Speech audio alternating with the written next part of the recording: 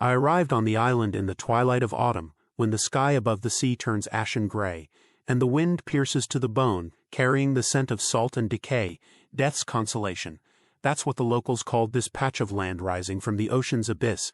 The name, as grim and ominous as it was, perfectly reflected the atmosphere of hopelessness that shrouded the island. I, Edgar Morgan, a former doctor, now merely a shadow of my former self, fled here, hoping to find oblivion. Guilt pursued me, like an unrelenting predator tearing my soul apart. Eliza's death. That image haunted me in nightmares, preventing me from closing my eyes. I saw her pale face, heard her dying whisper, felt helpless in the face of inevitable tragedy. The lighthouse, towering above the cliffs, seemed like a bony finger pointing to the heavens. It had been abandoned for several years, ever since the last keeper vanished without a trace. Local fishermen whispered about a curse hanging over the island, about mysterious lights wandering in the night and voices coming from beneath the earth. I, of course, did not believe in these superstitions. I am a man of science accustomed to explaining everything with rational reasons. But upon stepping onto the stony shore, I felt a chill run down my spine.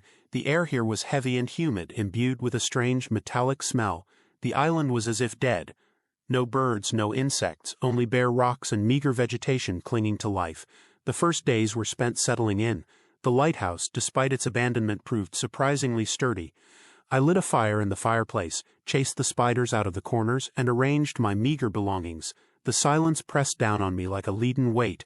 Only the howl of the wind outside reminded me of the existence of the outside world. On the third day, sorting through the debris in the old storage room, I stumbled upon a locked chest. It was bound with iron and covered with a layer of rust, with difficulty breaking the lock. I opened it and found inside an old time-worn diary. It belonged to Thomas Elliot, the last keeper of the lighthouse. The entries in the diary began quite ordinarily: descriptions of weather conditions, reports on the operation of the lighthouse, thoughts of home. Gradually, the tone of the narrative became increasingly Travasnian and rambling. Elliot wrote about strange sounds he heard at night, about inexplicable flashes of light, and about the feeling that someone was watching him. He mentioned distortions in space and time, about visions that haunted him day and night. "I have seen things that cannot exist," he wrote. "I have heard voices from the past, calling me by name. Time here seems to be falling apart, past and future merging into one. I'm going insane." At first I treated the entries with skepticism. Poor old man, probably driven mad by loneliness and isolation. But the more I read, the more unease gripped me. Some of the details Elliot described seemed painfully familiar. That same night I woke up with a strange sensation. It seemed to me that someone was in the room. I listened. Only the howl of the wind reached from outside. But then I heard a whisper, a quiet, barely discernible whisper, as if someone was calling me by name. "Morgan!" I jumped out of bed and grabbed the lantern. The room was empty. I examined every corner but found no one. The whisper ceased. I tried to calm myself, convincing myself that it was just a figment of my imagination, generated by insomnia and reading Elliot's diary. But I knew it wasn't. I felt that something strange, something inexplicable was happening on the island. I spent the rest of the night sleepless, sitting by the window and looking at the raging ocean. The wind howled like a pack of hungry wolves, and the waves crashed against the rocks with fury. At dawn, when pale rays of sun broke through the clouds, I felt exhausted and drained. Deciding that staying here was certain death, I made the decision to flee, immediately. I gathered my few belongings, packed them into an old bag, and went down to the boat moored by the shore. The wind and waves fiercely tried to stop me, but I, driven by primal fear, managed to push the boat away from the shore and steered it towards the mainland. The journey was long and agonizing. The waves tossed the boat from side to side. The wind lashed my face, and the cold pierced to the bone. But I rowed stubbornly, not daring to look back.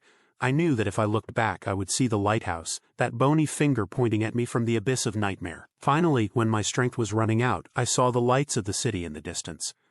The mainland, salvation. I picked up speed and soon reached the shore. Clambering onto the shore, I felt the tension leave me.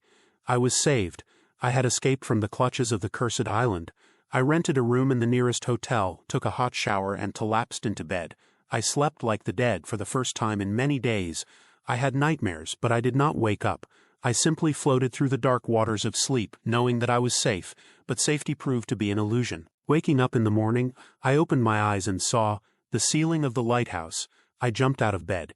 It was my room in the lighthouse. The old walls, the dilapidated furniture, the same window through which gray rays of sun broke. I rushed to the door and threw it open. Before me was the corridor of the lighthouse leading down to the spiral staircase. I was back on the island. How? What happened? I remembered fleeing, reaching the mainland, falling asleep in the hotel. But all this turned out to be a dream. A cruel, mocking dream that returned me to this cursed hell. In despair I screamed, my voice drowned in the howl of the wind spreading over the island. I was alone, completely alone, and then I heard the whisper. But now it was louder and clearer. It was not coming from outside, it was coming from within. Morgan, you cannot escape, this is your home. The whisper was not a simple voice. It was more like an obsessive sensation. A thought implanted in my mind, like a parasite. It did not speak words, but transmitted images, feelings, and emotions. It showed me pictures of my past. Eliza's face, full of pain and disappointment. The operating table, covered in blood. My own hands, trembling with fear. The whisper amplified my guilt, inflating it to monstrous proportions. It whispered that I deserved this fate, that the island was my prison, and I was a prisoner of my conscience. It claimed that the anomaly on the island was not an accident, but the result of my own deeds, a reflection of my inner decay. Over time, the whisper began to take the form of individual words and phrases. It began to comment on my thoughts and actions, mock my fears and hopes. It knew all my secrets, all my weaknesses. It played with me like a cat with a mouse. You think you can understand this? It whispered. You are just a pitiful man doomed to eternal suffering. The whisper made me doubt my own sanity. I began to see things that could not exist. Shadows sliding on the walls, faces appearing in the mirror, figures dancing on the horizon. I didn't know what was real and what was a figment of my imagination. One night, when the moon was particularly bright, the whisper became particularly insistent. It pulled me to itself, beckoned me into the darkness. It showed me visions. A deep crack in the rocks leading into the bowels of the island. Glowing symbols carved on the walls. A figure standing in the center of the crack, shrouded in darkness. Come to me, Morgan, it whispered. I will show you the truth. I will free you from suffering. I resisted, but the whisper was too strong. It controlled my thoughts, my feelings, my movements. I felt my feet carrying me to the door, down the spiral staircase onto the shore. I walked like a zombie, obeying the will of the whisper. The wind howled in my ears. The waves crashed against the rocks with fury, but I heard and saw nothing. I was as if hypnotized. The whisper led me to the crack in the rocks it had spoken of. It was hidden behind dense vegetation and barely noticeable in the dark. But the whisper illuminated it, showed me the way. I entered the crack and began to descend. Inside it was dark and damp. The walls were covered with moss and slime. The air was heavy and stuffy. The deeper I descended, the stronger the whisper became. It no longer sounded in my head, but around me, as if it came from the walls themselves. After each awakening in the lighthouse, I felt increasingly broken. Each new cycle became harder than the previous one. The whisper inside me became more and more obsessive, and the visions more and more realistic. Day 1. I woke up in a cold sweat with a scream stuck in my throat. Before me in the mirror stood Eliza. She was smiling. That same false, strained smile that she showed when she was hiding pain. Her hand slowly reached for my neck. I felt suffocation, the cold metal of a medical instrument in her hand, and darkness. Woke up, again at the lighthouse. Day 2. The whisper led me to an old abandoned hospital that I somehow saw in dreams while on the island. I found myself in a dark operating room, where I, in my reflection, stood over Eliza, preparing for surgery. Blood, a lot of blood. I saw my hands trembling, how I made a mistake, how Eliza suffocated. I felt her horror, her disappointment. Again death, again the lighthouse. Day 3. I went to the shore and saw Eliza standing on the edge of the cliff. She called me by name. I went to her, charmed like a snake. At the last moment she turned, her eyes full of hatred. I felt her pushing me away, how I fell into the abyss hearing her last cry. Woke up, the lighthouse. Day 4. The double appeared not in the dungeon, but right in the lighthouse. He did not attack. He just sat across from me at the table. His eyes drilled into me, preventing me from looking away. He told me about every one of my misses, about every wrong decision that led to Eliza's death.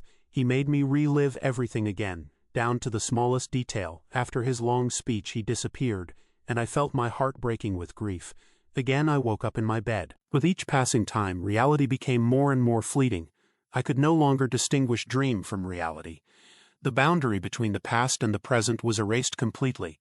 The whisper inside me convinced me more and more that I was already dead, that I was stuck in purgatory created by my own guilt. I stopped eating. I stopped sleeping. I just sat by the window looking at the raging sea and waited. Waited for my next nightmare. Waited for the death that would never come. One day I realized that I was no longer afraid. Fear was replaced by apathy. I felt only emptiness. I knew that there was neither salvation nor redemption. There is only eternal repetition. I saw myself walking down the hallway of the lighthouse. The door to the room where I was waiting for death was open. Inside, in a chair, I sat, but it was not me. It was the double. His eyes glowed with hellish fire. He smiled at me. "Welcome home, Morgan," said the double. "Now you are one of us." He held out his hand. I took it. And at that moment I realized that my soul had been absorbed, dissolved in this eternal loop of suffering. I closed my eyes. When I opened them, I was again at the lighthouse, and the whisper spoke again. "Morgan, enjoy your eternal suffering. You are home."